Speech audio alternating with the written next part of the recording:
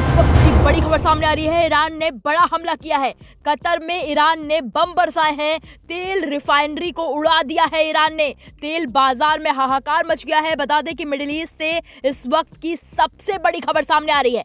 America और Israel के हमलों के बाद अब हालात बेहद खतरनाक मोड़ पर पहुंच चुके हैं। ईरान ने दुनिया के सबसे बड़े गैस फील्ड पर हमला कर दिया है। ईरान की खुली धमकी सामने आई है। सऊदी, यूएई और कतर के तेल ठिकाने अब निशाने पर हैं और इसके साथ ही ग्लोबल ऑयल मार्केट में हाहाकार मचा हुआ है।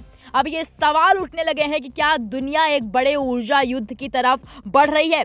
मिडिल ईस्ट में जारी जंग अब सिर्फ सैन्य टकराव नहीं बल्कि ऊर्जा युद्ध में बदलती हुई नजर आ रही है। ईरान के दक्षिण में स्थित साउथ पार्स गैस फील्ड पर बड़ा हमला हुआ है।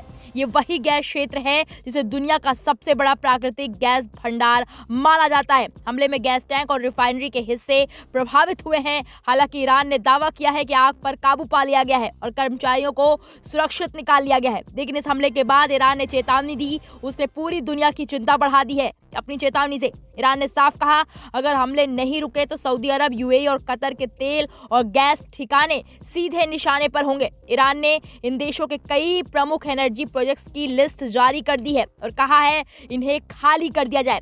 धमकी के कुछ ही घंटों बाद सऊदी अरब में हलचल तेज हो गई। रियाद में 2 जोरदार धमाकों की आवाज सुनी गई। हालांकि सऊदी एयर डिफेंस ने राजधानी की ओर आ रही 4 बैलिस्टिक मिसाइलों को हवा में ही मार गिराया। इसके अलावा तेल समृद्ध पूर्वी प्रांत को भी निशाना बनाया गया है। इन हमलों का असर सीधे ग्लोबल मार्केट पर पड़ा है।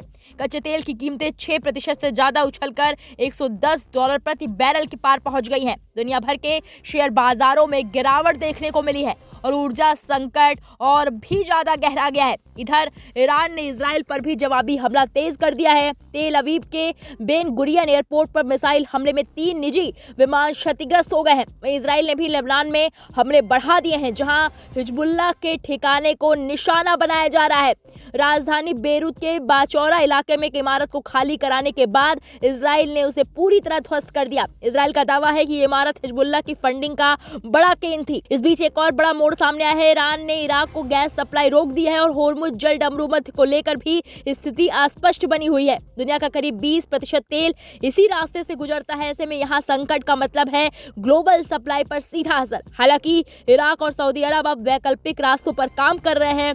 इराक ने तुर्की के रास्ते तेल निर्यात शुरू करने का फैसला किया है। वहीं सऊदी अरब भी पाइपलाइन के जरिए रेड सी रूट का इस्तेमाल कर रहा है। इस पूरे घटनाक्रम के बीच अमेरिकी राष्ट्रपति डोनाल्ड ट्रंप का बयान भी सामने आया है। ट्रंप ने कहा, ईरान के खिलाफ सैन्य अभियान बहुत अच्छा चल रहा है और नष्ट हुई चीजों को दोबारा बनाने में 10 साल लग सकते हैं। लेकिन सवाल यही है, क्या ये जंग अब पूरे मिडिल ईस्ट को अपनी चपेट में ले लेगी? क्या दुनिया एक बड़े ऊर्जा संकट की ओर बढ़ रही है? और सबसे बड़ा सवाल, इसका असर भारत जैसे देशों पर कितना पड़ेगा?